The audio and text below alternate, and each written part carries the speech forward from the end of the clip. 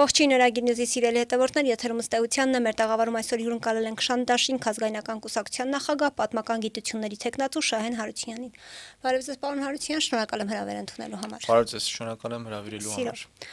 Պարոն Հարությունյան, Շանթ-Դաշինքն ու Միասնության թևերը ընտրություններին մասնակցելու են միասին, Շանթ-Դաշինքի անդամները ներառված կլինեն Միասնության թևերի նախընտրական ցուցակում։ Ինչ ակնկալիքներ ունեք սպասվող ընտրություններից եւ հավակնում եք իշխանության, թե անցողիկ շեմը հաղթահարելուն ուղղակի։ Տեսեք, անցողիկ շեմը սահմանված է 4% կուսակցությունների դեպքում եւ բնականաբար բոլոր ուժերը, ովքեր որ պատրաստվում են ընտրությունների եւ մասնակցում են դրանց,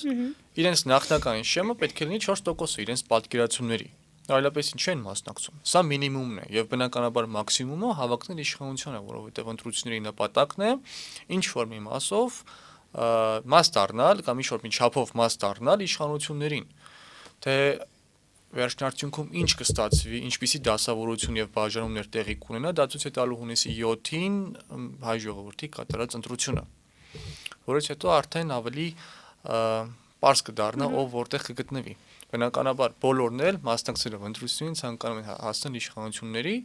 կամ ինչ ձեռք բերել իշխանություն, բայց միևնույն ժամանակ կուզեմ նշել,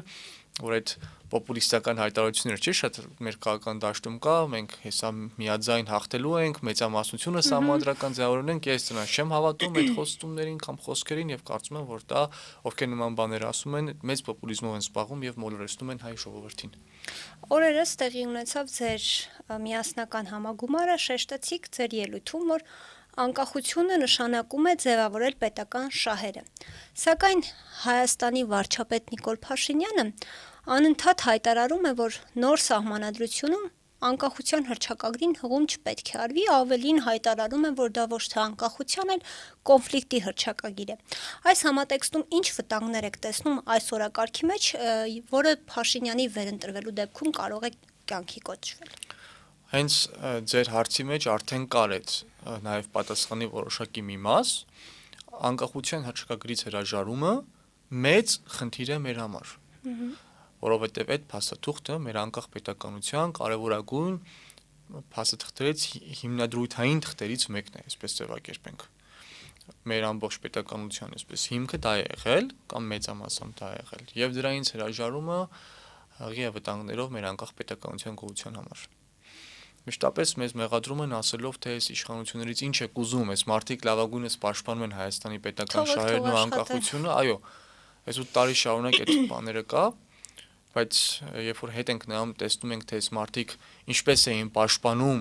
նախորդ խոստումները, ինչի մասին խոսել են, կլինի Արցախի վերաբերյալ, Արցախի հայության վերաբերյալ, մի խոսքով, այս նախորդող տարիների խոստումները եւ տեսանք, թե ինչպիսի վերջաբան ունեցավ, բնականաբար մեր մոտ բնական եւ արդար հարց կարող է առաջանալ եւ մտահոգություն խորը այն մասին, թե ինչպես են սրանք պաշտպանելու անկախությունը եւ մեր պետականությունը, մեր պետական ազգային շահերը։ Եվ բնականաբար հիմա այս անկախության հռչակագրից հրաժարումը հենց դրա մասին է վկայում, որ մեր մտահոգությունները տեղին է, որովհետեւ նախկինում Նիկոլ Փաշինյանը նախ ստեց Արցախի հետ կապված, ասում էր Արցախը Հայաստանը եւ վերջ եւ այլն, նախընտրական խոստումներ, այո, ասում է սխալվել է, հիմա բացահայտ կերպով նախընտրական փուլում ասում է, որ ես հրաժարվելու եմ Հայաստանի անկախության հռչակագրից։ Ասում է, որ ես փոխելու եմ Հայաստանի սահմանադրությունը Ադրբեջանի պահանջով։ Դե իհարկե ինքը մանիպուլացնում է հասարակությանը ասելով, թե ես դա Ադրբեջանի պահանջը չի, բայց մենք բոլորս էլ աչք ունենք, ականջներ ունենք, կարող ենք տեսնել ու լսել, եւ եթե ցանկանում ենք իրականությունը ընկալել ինչպես որ կա, ուրեմն ինքնես մեզ չպետք է խաբենք եւ ասենք, դե որ մեր վարչապետն ասում է, ուրեմն դա այդպես է։ Ոչ, գոյություն ունի առողջ բանականություն, դատողություն եւ հասկանում են քաղաքական զարգացումների ընթացքը եւ Ալիևը եւ իր ամբողջ քաղաքական թիմը, աշխատակազմը եւ այլ պաշտոններ խոսում են այդ մասին, որ մեր պահանջով է այդ ամեն ինչ տեղի ունենում։ Եվ այս մարդը, նկատի ունեմ Նիկոլ Փաշինյանը, բաց ասում է այդ մասին, ինձ ընտրելով դուք ստանալու եք անկախության հռչակագրից հրաժարում, ինձ ընտրելով դուք ստանալու եք Ադրբեջանի պահանջով սահմանադրության փոփոխություն։ Հիմա մենք պետք է ազգովի որոշում կայացնենք։ Պետք է մենք ինչպիսի կյանք ու ճակատագիր ենք ուզում։ Մենք ուզում ենք այս ճանապարհով գնալ, թե չենք ուզում։ Սա ամենակարևոր խնդիրն է, որ հայ հանրությունը պետք է պատասխանի հունիսի 7-ի ընտրության օրը։ Դուք ձեր ելույթում նաև նշեցիք, որ այս ընտրությունները արժեքային ընտրություն են եւ ինչպես եք պատկերացնում ազգային ուղին գործնական քաղաքականության մեջ, ոչ թե գաղափարական մակարդակում։ Ես հենց այդ վերոնշյալ ելույթում նաև այդ մասին խոսել եմ, ինչպիսի քայլեր կարելի է նախաձեռնել։ Մեր մեջ կա արժեքների սով։ Մենք խնդիր ունենք արժեքների։ Բոլոր ընտրությունները կամ մեծամասամբ 90-95%-ում անցնում են ինչ-որ թոշակներ, աշխատատեղեր, ինչ էր, նմանատիպ, նմանօրինակ ասֆալտապատումներ, մեր ընտրական գործընթացը անկախությունից ի վեր, այս մակարդակի եղել։ Որտեվ հանրության պահանջն է կարծես թե դա, որտեվ ինչքան էլ դժվար է խոստովանել, հանրությունը հենց իր խոսքում է նշում, ինչ եք ուզում ես իշխանությունից ճանապարհներ է կառուցում, թոշակներ է բարձրացրեց։ Սա մեր պետական այս 30-35 տարիների մեծ բացի արդյունքն է, երբ որ մարդկանց կտրեցին հոգևոր արժեքներից, մտավոր գաղափարներից, ընդհանրապես այդ այսպես ասած վեհ արժեքներից կտրելով մարդկանց իջեցրեցին, մարդկանց պատկերացումները իջեցրեցին միջև ասֆալտ, ճանապարհ, այդ չգիտեմ, այդ աշխատատեղ եւ թոշակ մակարդակի։ Մենք ինչ է, մեր հանրությունը, մեր հասարակությունը, մեր այս հազարամյա պատմություն ունեցող ազգը, այսինքն իշխանություններից ակնկալում է միայն նման բարեփոխումներ, ընտրություն է կատարում 10,000 դրամ թոշակի եւ կամ մի փոքր ավել ասֆալտի ճանապարհների բարենորոգման համար, չէ, դա այդպես չի։ Այո, կարող է հիմա մեր իրականությունը տենց է, բայց պետք է փոխել։ Որովհետեւ դու չես կարող հազարամյա պատմություն ունենաս, գաս հասնես այսօրվան, այսօրի 21-րդ դար հասնես Քրիստոսից առաջ, չգիտեմ որ դարերից առաջ, ու քո պահանջմունքները դա լինի։ Չէ, կարող է եւ դա այս իրականությունը ճշմարիտ է։ Բայց այստեղ հարց է առաջանում, եթե մենք չենք վերաիմաստավորելու, թե մենք ով ենք, ինչպիսի ազգ ու ժողովուրդ ենք, ընդհանրապես ինչ ենք ուզում, գուցե սա մեր վերջին հանգրվանը լինի այս պատմական դարաշրջաններում։ Պետք է որոշենք, եթե մենք մնում ենք թոշակով ընտրություն կատարող, կաշառքով ընտրություն կատարող, նաև դա նշեմ, ասֆալտով ընտրություն կատարող, ուրեմն թող չասեն, թե հայ ժողովուրդը այնպիսի մի ազգ է, այնպիսի մի փառավոր պատմությամբ, չգիտեմ ինչով, չէ, պետք է հիմա որոշենք, ես հակված եմ այն տեսակետին, որ այո, մեր պատմության մեջ շատ վատ ու դժվար ժամանակաշրջաններ են եղել եւ գուցե ավելի շատ քան լավերը, բայց մենք ունակ ենք եղել այդ լավ պատմությունը տալու, այդ լավ հերոսական պատմությունը կերտելու, մենք ունակ ազգ ենք։ Եվ հիմա պետք է այս պայքարն է գնում։ Պայքար մարդը ընտրություն է կատարում փողի ակնկալիքով, թե ասենք ազատության եւ կամ այլ արժեքների ակնկալիքով։ Մենք միշտ խոսում ենք, լավ, ասենք այդ միջպետական հարաբերությունների մասին, երբ որ նայում ես Հայաստան, Ռուսաստան, Հայաստան, Միացյալ Նահանգներ կամ Եվրամիություն, ընդհանրապես Հայաստան, Թուրքիա, մենք այստեղ մի պարզ ու տարական հարց ունենք, մենք մեզ ինքներս տալու։ Մենք անգամ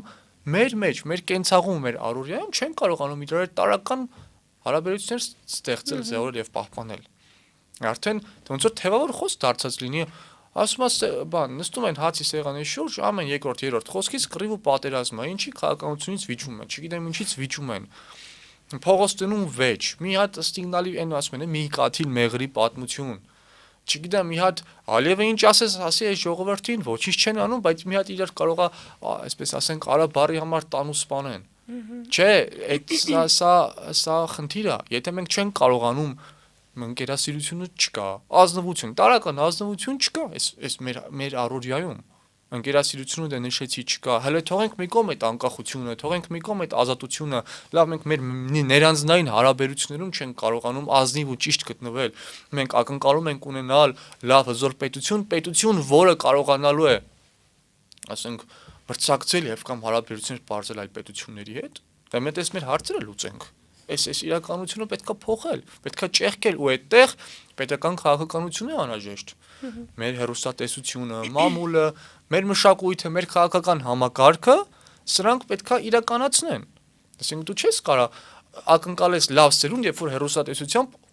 մեծամասամբ այնպիսի հաղորդումները, որոնք ուղղակի հակասում են այդ արժեքներին։ Դու չես կարող լավ սերունդ ունենաս եւ լավ ընտրություն ակնկալես, երբ որ ամբողջ քաղաքական քո դաշտը, հայոյախոսությունը առանց փաստերի ինչ որ մերկապարանոց արտահայտություններ են, անձնական դաշտի քննարկումներ եւ քննադատություններ են, դու չես կարող ուրիշ բան ակնկալես։ Մեր մշակույթը, մեր առօրյան ընդհանրապես, ու այս առօրյով մենք կամ այս ապրելակերպով մենք ակնկալում ենք լավ սերունդ, լավ ապագա ունենալ, այդպես չի լինում, մենք սա պետք է փոխենք։ Քաղաքական դաշտում ինքներս լինելով քաղաքականության մեջ, պետք է փոխենք հենց սա։ Մենք մեզանով նոր մի մշակույթ տանք։ Այսինքն քաղաքականությունը դա իրար վիրավորելու մասին չի, ընդհակառակը փաստարկված խոսքի մասին է։ Դուք լրագրողներդ ձեր մասով փորձեք նոր մի մշակույթ, այսինքն այդ գիտեք, մենք բոլորս մեր տեղում պետք է արժեքների հեղափոխությանը գնանք։ Գիտակցենք, որ այսպես այլևս հնարավոր չի շարունակել։ Կարող է ինչ-որ հայ ժողովուրդը շարունակի այս կամ այն տիրապետողի տակ ոնց որ մի 1000 տարի եղել է։ Որոշենք, ուզում եք, թե չէ, ես որպես պատմաբան կամ քաղաքական գործիչ, դուք որպես լրագրող եւ մնացած բոլորս մենք պետք է որոշենք։ Ես կարծում եմ, որ մենք ունենք ներուժ որոշելու, որ չէ, մենք ուզում ենք ապրել ազատ անկախ երկրում, արժանապատիվ եւ արդար հասարակության պայմաններում։ Մենք ուզում ենք ունենալ մի իշխանություն եւ կամ ընդհանրապես մի պետական համակարգ, որ նախ եւ առաջ կախված չի լինի մեկ անձի որոշումներից կամ մեկ իշխող թիմի որոշումներից, այլ կլինի պետական կազմակերպված համակարգ, որտեղ բոլոր ինստիտուտները, մարմինները կգործեն անկախ քաղաքական վայրիվերումներից եւ փոփոխություններից։ Նորմալ առողջ պետություն, որտեղ մարդիկ գալով իշխանության չեն կարող բանակցությունները սկսել իրենց զրոական կետից, երբ որ մարդիկ գալով իշխանության չեն կարող հակել ամբողջ բանակցային գործընթացը արհամարելով թե միջազգային մյուս գործընկերներին եւ թե մնացած բոլորին, ոչ, մենք ուզում ենք ստեղծել պետություն, որը կլինի համակարգված, որը սերունդ կփոխանցի ինչ որ արժեքներ, գաղափարներ, ապրելակերպի, վարվելակերպի կանոններ, գրված եւ չգրված շատ օրենքների պահպանումներ եւ փոխանցումներ սերունդներին։ Մենք այսպիսի պետություն ենք ուզում եւ հենց սրա համար ենք պայքարում ու այս ընտրական process-ում էլ մեր թիմը ներկայացնում է ծրագրային հիմնադրույթներ, տնտեսական, քաղաքական, իրավական, սոցիալական, մշակութային, բայց միևնույն ժամանակ մենք մեր թիմով քաղաքական այս դաշտում կամ այս ընտրապայքարի մեջ առանձնանում ենք նրանով, որ հստակ շեշտադրված պայքար ենք տանում նաեւ այս արժեքների համար։ Պարոն Հարությունյան, ընդդիմությունը արդյոք ունի բավարար ռեսուրս, կազմակերպվածություն, նաև վստահություն հանրության շրջանում, որ հունիսի 7-ի ընտրություններով կարողանա Փաշինյանին հեռացնել իշխանությունից, հաշվի առնելով, որ Փաշինյանը բացահայտ ունի արտաքին աջակցություն, ԱՄՆ փոխնախագահ Վենսը դրա մասին հայտարարեց, Հական Ֆիդանի հայտարարությունը, կարող է ընդդիմությունը այս պայմաններում հեռացնել Փաշինյանին։ Իսկ ինչի՞ չնշեցիք Պուտինի աջակցության մասին։ Աջակցում է Պուտինը։ Վստահաբար աջակցում է եւ Ռուսաստանը կարծես ավելի շատ չեզոք է հիմա կամ տպավորությունն է այդպեսին։ Չէ, Նիկոլ Փաշինյանը ի սկզբանե հենց գտնվել է ռուսական ազդեցության ոլորտում, այդ ուղղակի այդ միֆերը, որ մեզ հնարում են, պատմում են, իբրև այդ արևմուտքը, ոչ, ուղղակի Պուտինը հիմա Հայաստանի այս իշխանություններով այլ խաղ է խաղում, այլ այսպես երկու ձեռքերի խաղն է խաղում, այսինքն Հայաստանում ապահովում է թե պրոռուսական ընդդիմությունը եւ թե իրականում ռուսական, բայց պրոարևմտյան խաղացող իշխանությունը։ Սա միացած փակ շղթա է սարքում Հայաստանի համար, այս ներկա պայմաններում, որից պետք է ճեղքենք ու դուրս գանք։ Ընդդիմության վերաբերյալ շատ բարդ է ինչ-որ մի բան ասել, հիմա այսօր ապրիլի 23-ն է, վերջնաժամկետները կտեսնենք, թե ինչպիսի կուսակցություններ եւ ուժեր հայտեր կներկայացնեն, վերջին օրն է մի քանի ժամ է մնացել։ Ըստ այդմ արդեն կհասկանանք քաղաքական ներկայապնակը ինչպիսի տեսք ու ձևավորում է ստանում, իսկ արդեն process-ները մենք պետք է ուսումնասիրենք այս վերջին մեկ ամսվա բանով, տեսնենք թե ինչ է տեղի ունենում։ Այսօրվա դրությամբ միջև այս նախաընտրական նախակառուցարշավային ժամանակավորը տեսնում ենք, որ կա ընդդիմության մեջ առերևույթ թվացող բոլորի կողմից խոսացվող միասնության կամ միասնության անհրաժեշտության մասին, բայց բավականին մեծ պարակտում կա, որը բնական է։ Նիկոլ Փաշինյանը ընդդիմադիր 3 ուժերին անվանում է եռագլուխ պատերազմի կուսակցություն, հա, ու իրեն մրցակից է համարում հենց այդ ուժերին։ Ինչու են Փաշինյանի թիրախում հենց այս 3 ուժերը, որովհետև դուք էլ ընդդիմադիր ուժ եք, բայց մասնավորապես ծեր ուժին Փաշինյանը չի հիշում, բայց իր թիմակիցները անդրադառնում են օրինակ հաճախակի թիրախավորում են Արման Թաթոյանին, օրինակ Հարայիկ Հարությունյանը եւ այլն։ Ինչու է իր թիրախում։ Դե չի Նիկոլ Փաշինյանը չի անդրադառնում, ուղղակի մեր վրա անդրադառնալու բան չկա։ Այսինքն այն մեղադրանքները, ինչ որ հղվում է այդ 3 ուժերին, մեր վրա ասենք այդ մեղադրանքները չկա։ Իրենք պատերազմի կուսակցություն են այսինքն։ Թողենք մեկում իրանք պատերազմի են, թե չեն պատերազմի, բայց համենայն դեպս կան բաներ, որոնք առնվազն որոշակի իմաստով ճշմարտությանը մոտ են թվում։ Պատերազմի մասին չեմ ասում։ Ես չեմ կարծում, որ քաղաքական դաշտում հիմական ուժեր, որոնք տենչում են պատերազմ, որոնք ուզում են պատերազմ։ Բոլորն էլ ասում են, որ խաղաղությանը կողմ են եւ ամեն ինչ պետք է անեն։ Բայց պատերազմ եղել է հենց Նիկոլ Փաշինյանի օրոք։ Մի քանի պատերազմներ եւ պարտված պատերազմներ։ Չէ, խոսքը այդ դա ասում է եւ միևնույն ժամանակ այդ պրոռուսականության մասին է խոսում։ Եվ դա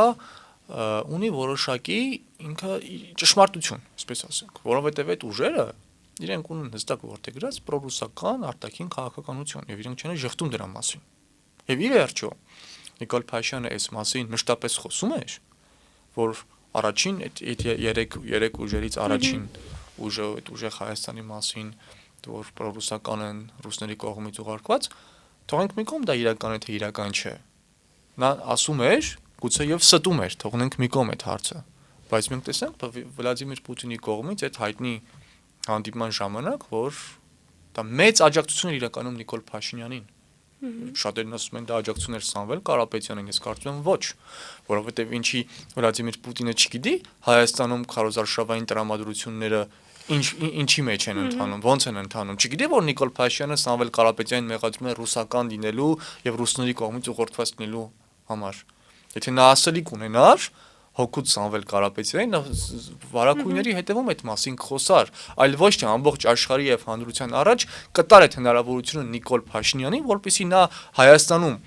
ասի թե գիտեք ինչ կա, տեսեք ես ճիշտ եմ ասում, հենա Պուտինը բացեբաց պաշտպանում է եւ մյուս կողմից էլ գնա արտաքին աշխարհում ասի ինձ աջակցեք որովհետեւ նա Պուտինի բացահայտ տեխնացուն է։ Սա հստակ քաղաքական process-ներ է, որ մի բան ասում են, բայց նպատակ ունենալով այլ մի բան իրականացնել։ Այնպես որ գալով ձեր հարցի պատասխանին, որոշակի բաներ ճիշտ է ասում, որոշակի կամ առերևույթ ճիշտ է ասում, եւ բնականաբար շատ բաներ ստում է Նիկոլ Փաշինյանը, բայց ես կոչ կանեմ ընդդիմադիրներին եւ ընդդիմության ընդհանրապես այդ շերտերին կամ ուժերին ամեն ինչ անել, որպեսզի Նիկոլ Փաշինյանի ասածները ճշմարտություն չդառնան։ Ես միշտ ասել եմ եւ միշտ կրկնելու եմ, որ այս ընտրություններին մենք պետք է Նիկոլ Փաշինյանին եւ իր թիմին դարձնենք իզգոյ։ Չխաղանք իր խաղի կանոններով, իր թելադրանքով, իր քաղաքական օրակարգերով։ Մենք պետք է ուրույն քաղաքական պայքար տանենք։ Եթե այդ քաղաքական պայքարի այդ արդար եւ ազնիվ քաղաքական բանավեճի մեջ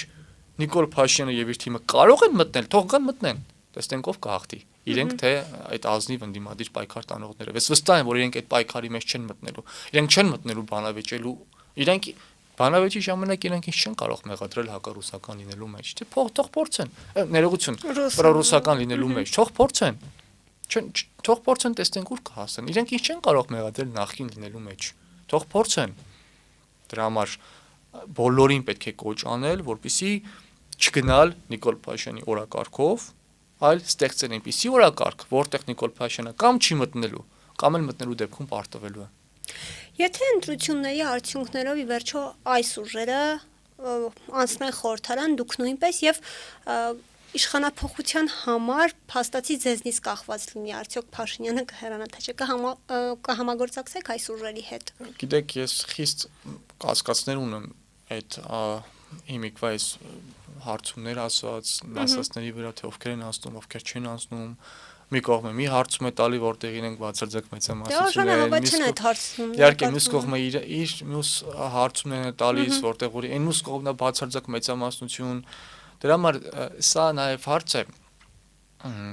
որի մասին պետք է խոսել ընտրություններից հետո։ Մի բան հստակ է իմ կողմից, որ իմ համար բացառելի է ներկա իշխանությունների պահպանումը եւ բացառելի է նախկին իշխանությունների վերադարձը։ Ես պայքարել եմ նախորդ իշխանությունների դեմ, ես պայքարում եմ ներկա իշխանությունների դեմ եւ պայքարել եմ բոլոր այն իշխանությունների դեմ, որոնք ոտնահարում են Հայաստանի ազգային ու պետական շահերը։ Այսինքն, եթե նախորդ իշխանությունների հետ համագործակցությամբ հնարավոր լինի հեռացնել այս իշխանությունը, դա էլ եք բացառում։ Այս մասին տեսեք, նախկին իշխանությունների վերադարձը ես անձնապես թույլ չեմ տալու, ոչ մի կերպ, որովհետև այնպես չի, որ իրենք իրենց մեղքի բաժինը չունեն այս իշխանությունների ձևավորման եւ պահպանման մեջ, այդ որ քիչ առաջ խոսում էինք, էլի որ ժողովրդի պահանջմունքն է ասֆալտն ու թոշակը, այդ որ ասում ենք որ բերեցին այս ժողովրդին հասցրեցին այս վիճակի, ինչի պատճառով կամ ովքեր բերեն հասցրեցին, ասենք այտենց օթից այս ժողովուրդը այսպիսի պահանջմունքներ չունեցավ, այդ տարիների բանը կար, չէ, նախ տեսեք, այդ էլ հստակ էստենք երրորդ նախագահ Սերժ Սարգսյանը եւ Հանրապետականը չեն մասնակցում ընտրություններին, որը շատ լավ է, ողջունելի է, շատ ճիշտ որոշում են այդ մարդիկ կայացրել։ Երկրորդ նախագահը մասնակցում է ընտրություններին, դե հիմա տեսնենք արդյունքները ոնց կլինի։ Դե առաջին նախագահի մասով էլ ընդհանուր առմամբ ինքը իր դեմքով չի մասնակցում, իր ուժն է մասնակցում այլ տեխնացուով։ Հիմնական այսպես այդ հարցադրման մեջ ես վստահ եմ, որ ձեր հարցադրման հիմքում դրված է Ռոբերտ Քոչարյանի ընտրության հարցը, ես երբեք Ռոբերտ Քոչարյանին չեմ ընտրելու որպես Հայաստանի վարչապետ, դա անքննարկելի է։ Ես թարապես Ռոբերտ Քոչարյանին չեմ ցանկանա որևիցե մի պետական պաշտոն զբաղեցնի, եւ դա չի նշանակում, որ Նիկոլ Փաշինյանի դեմ պայքարը մենք չենք տանելու եւ այսպես բան պետք է անենք։ Ես ընտրելու լինեք երկուսի մեջ, ով է ավելի նախընտրելի։ Մենք հիմա այս ամեն ինչի մեջ հրամարենք, որպեսզի ժողովրդին դուրս բերենք այդ երկուսի մեջ ընտրության բանից, այդ նախկին ներկա, այդ սև ու սպիտակ ոչ։ Մենք ինքներս մենք ժողովրդին առաջարկում ենք, այո, ասում ենք, որ պետք է դուրս գալ այս ընտրությունից։ 2021 թվականին մենք տեսանք ինչ արդյունք եղավ։ 2021 թվականին Շան Դաշինքը չմասնակցեց ընտրություններին, նաև այս ամեն ինչը որպես հանգամանք ընդունելով եւ հաշվի առնելով, որովհետեւ կար հստակ բևեռացում Ռոբերտ Քոչարյանի մի կողմից, Նիկոլ Փաշինյանի մի կողմից, եւ ընդդիմությունը այսպես կենտրոնացվում էր նրա շուրջը, ասում էին, որ նա հաղթելու է, ինքն ասում էր հաղթելու եմ, կրելու եմ ու Հայաստանը դեպի լավն է լինելու։ Մենք տեսանք 2021 թվականին ինչ է տեղի ունեցել եւ ես չեմ ուզում թույլ տալ 2026-ին էլ։ Մենք չենք ուզում դա թույլ տալ, դրա համար պայքարում ենք։ Ու եթե պետք է այդ 2021 թվականի մասնակիցները գան եւ միմյանց փող լրացնելով,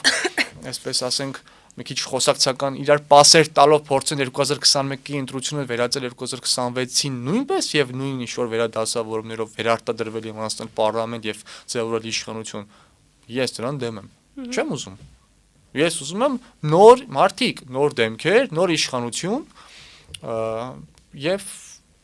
նոր ապագա Հայաստանի համար։ Հոգնել ենք արդեն, սա էլ ասեմ, հոգնել ենք այդ նախկինից էլ, նախկինի սխալներից էլ, ներկայից էլ ու ներկայի սխալներից էլ, արդեն ժողովրդական ասված այդ լեզու, որ ասում են, այստեղ ներս է հասել, էլ ինչքան կարելի է նախինում դու սա, ներկայում դու սա, կոռուպցիան, թալանը, պատերազմը, դուրս գանք այս ամեն ինչից պետք է դուրս գալ։ Ինչքան կարելի է կռիվ անելով Հայաստանի ապագան կործանել։ Չէ, մենք ասում ենք, որ դուք բոլորդ էլ սխալ եք։ Դու քո այսինչ չափաբաժնով, դու այսինչ քո չափաբաժնով, բայց մի հատ բան ասում եմ, երեխեք ջան, մի կռվեք, երկուստ էլ ճիշտ եք էլի։ Հայը։ Եվ պարոն Հարությունյան, տեսեք, Նիկոլ Փաշինյանը անդադ հայտարարում է, որ եթե ինքը սահմանադրական մեծամասնություն չստանա այս ընտրություններում մինչև սեպտեմբեր, աղետաբեր պատերազմ է լինելու։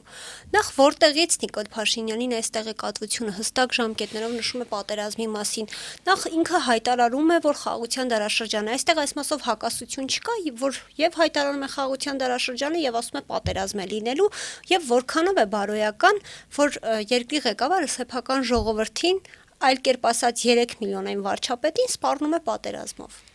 Սկսենք վերջից, որ դա անբարոյականություն է։ Սեփական ժողովրդից սպառնալիքի տակ դնել ու սպառնալիքով քվե ստանալ։ Սա անբարոյականության գագաթնակետն է։ Եվ ասեմ, այդ խաղաղության թեզը դա իրենք օգտագործում են, որովհետև լավ հասկանում են, որ այսօր հայ ժողովրդի մեջ կոտրվել է սեփական ուժերի նկատմամբ հավատը։ Եվ հավատը ապագայի նկատմամբ։ Մարդիկ ամեն օր քնում ու զարթնում են մեծ տագնապի մեջ, որ հանկարծ մի նոր ագրեսիա չլինի, մի նոր տարածքային կորուստ չլինի, մի նոր խայտարակ պարտություն չստանանք։ Սա էլ գալիս է նրանից, որ մի քանի պարտություն բերած իշխանությունը, նախ պատերազմ եւ պարտություն բերած իշխանությունը շարունակում է մնալ իշխանության վրա, շարունակում է լինել վարչապետ, հələ մի հատ էլ հնարավորություն է ստանում սպառնալ այս, ասելով եթե ինչ չընտրեք, պատերազմ կլինի։ Մի կողմից բռան են ժողովրդի վախը, ինչը որ ունի օբյեկտիվ, սուբյեկտիվ շատ պատճառներ, եւ մյուս կողմից փորձում են այդ վախի հիման վրա ստանալ նոր քվեներ։ Այդ որտեղ կարող է Նիկոլ Փաշինյանը ընտրվի նոր պատերազմ լինի։ Ինքը ասում էր խաղաղության մեջ ենք մինչև 20 թվականի պատերազմը, ասում էր ամենախաղաղն ենք, ամենահզորն ենք, ամենաուժեղն ենք։ Եվ ինչ ստացվեց։ Հետո գիտեք, ասում էր Տավուշի դեպքերը, երբ որ եղավ մինչև սեպտեմբերի սկսված պատերազմը, մեր ամենաուժեղ բանակը հաղթեց, այս արեց, այն արեց, բա հիմա էլ Նիկոլ, տեսեք, ուղղակի կորել է Նիկոլ Փաշինյանի նկատմամբ նրա ցանկացած խոսքի նկատմամբ վստահությունը։ Ցանկացած բան նա կարող է ասել եւ դիմացինը կարող է ապացուցել, որ նա ստախոս է։ Մի հատ բան կա է, ընդհանրապես ասում են մարդու աշկը դուրս գա, անունը դուրս չկա։ Այդ մարդու անունը արդեն պետք է դուրս եկած լիներ, որ նա ստախոսի մեկն է։ Մարդ նա ճիշտ բաներ ասի, մարդ պետք է ասի մի վարքյան, դու ստախոսի մեկն ես, ոնց է կարող է, մենք պետք է ստուգեն մի հատ։ Ու կարող է պարզվի, որ ինչ որ մի բան ճիշտ է ասում, խոսքը պատերազմի խաղաղության, ընդհանրապես, դա առօրյայում։ Անկամ նրա ընկերները ինչ որ նա բան պետք է ասի, դա պետք է ասեն մի վարքյան, սա ստախոսի մեկն է։ Իր թիմակիցները այդ պետք է ասեն։ Ինչի որովհետև նա ասում էր Արցախը Հայաստանը եւ վերջ հետո պարզվեց խափում է։ Ինքն ասեց 2021-ին ընտրեք Հայաստանը եւ Արցախը ունի ապագա ու խափեց։ Ինքն ասում էր որ լղիմում պետքա նախ Շուշի եւ Հադրութի դեօկուպացիա պետքա ու խափեց։ Նա ասում էր որ ես ապահովելու եմ Արցախը հայերի ապրելու իրավունքը լղիմում, դա խափեց։ Ինչպես ինքն էր ասում, պսևդոդաշնակցական նախընտրական ծրագրով էր եկել 21-ին։ Այո, ու խափել է։ Հիմա էլ է խափում։ Որոշ բաներ կարող է ճիշտ ասում, բայց բոլորս մենք այդ հնարավորություն ունենք կասկածի տակնելու իր խոսքերը, խափել է։ Նա ուրիշ դիքը բաներ էլ է խոսացել ու խափել է։ Էլ այդ մենակ ասում եմ ինչ որ անվտանգայինի մասով է, չգիտեմ, այս ավելի զգայուն հարցերի մասին, բայց նա շատ բաներ է խափել։ Ալեն Սիմոնյանը վերջերս հայտարարեց, որ Հայաստանի անվտանգության երաշխավորը Ադրբեջանն է, իսկ Ադրբեջանինը Հայաստանը։ Այս հայտարարությունն իր մեջ արդյոք վտանգներ չի պարունակում ու ինչ հետևանքներ կարող է ունենալ դա։ Դե ինչ մեկնաբանում այստեղ էլ այսքան զրույցի հետո այդ մեկնաբանելու ինչ որ կարիք չեմ տեսնում, որովհետև որ ինչ որ Նիկոլ Փաշյանի վրա ասում, ամբողջովին տարածվում է ամբողջ թիմի վրա, որոնք կիսում են այդ Նիկոլ Փաշյանի, այսինքն խնդիրը Նիկոլ Փաշյանի մեջ է, էլի հիմա թող Նիկոլ այն ժամանակ Նիկոլ Փաշյանն ասում էր լղիմն եմ ապահովելու, Ալեն Սիմոնյանն էլ ասում էր լրագրողների հետ զրույցում այդ հայտնի այդ վիդեոները կա էլի, մարդիկ կարան բացեն հետ նայեն, ասում էր Հայաստանն ապագա ունի, ծափ տվեք, Արցախը ապագա ունի ու ծափ տվեք։ Այն մարդը ուրիշ բան է ասում, այս մարդիկ էլի ուրիշ բան են ասում։ Նենց որ խնդիրը այստեղ վարչապետի մեջ է, էլի, քաղաքական գիծը որոշողի եւ թելադրողի մեջ է։ Եվ պարոն Հարությունյան, վերջում ԿՊ-ն ներկայացրել է իր նախընտրական ծրագիրը, որում նաև կետ կա մինչև 2031 թվականը վեհափառին հեռացնելու, կարգալույց անելու մասով, եւ նրանք վեհափառին այդ ծրագրում անվանում են եկեղեցու փաստացի պետ։ Որքանով է այս ծրագիրը լեգիտիմ եւ ինչ է սպասվում եկեղեցու դեմ արշավեշ համատեքստում եւ Հայաստանին ու մեզ ինչ է սպասվում, եթե ինչ որ հրաշքով Նիկոլ Փաշինյանը այս ընտրություններում վերարտադրվի։ Վերջի պետք է ամեն ինչ անենք, որպեսզի բացառվի Նիկոլ Փաշինյանի ընտրությունը, որովհետև Նիկոլ Փաշյանը ոչ միայն արտաքին, այլ նաև ներքին մեծ անվտանգային սպառնալիքներ ունի։ Անվտանգությունը միայն արտաքին թշնամու հետ կապված չի, դա նաև ներքին անվտանգության հետ կապված է։ Այս բարալքված վիճակը ինչ որ մենք ունենք, սա պետք է վերջտրվի, որովհետև կաթողիկոսին կփոխեն, թե չեն փոխի, այս կանեն թե են կանեն, այս սրանք երկրորդական եւ ոչ երրորդական հարցեր են, եթե մեր ժողովուրդը եւ մեր ժողովրդի մեջ, այսպես ասենք, մեռել է այն արժեքների հանդեպ վստահությունն ու հավատը, առանց որի մենք չենք կարող գոհատևել։ Նա կարողանում է կաթողիկոսի եւ եկեղեցու դեմ այդ արշավն անել, որտեղ մարդիկ թքած ունեն։ Պետք է մարդկանց ասենք, որ ժողովուրդ պետք չի թքած ունենալ։ Առանց այս ամեն ինչի մենք ապագա ունենալ չենք կարող։ Եվ իմ ելույթում այդ համագումարի ընթացքում ես սրա մասն էլ նշեցի, որ ամեն ինչ պետք է անենք, որ մարդը վերադառնա Աստծուն մոտ գալուն։ Մարդը պետք է իրեն մոտ գա Աստծուն։ Իսկ Աստված դա իհարկե ամեն մարդ ունի իր ուրույն մտածողությունը եւ մեկնաբանությունը, բայց դրանք նախ եւ առաջ այդ արժեքներն են։ Նորից ոնց պատտվում են, գալիս ենք այդ արժեքներին։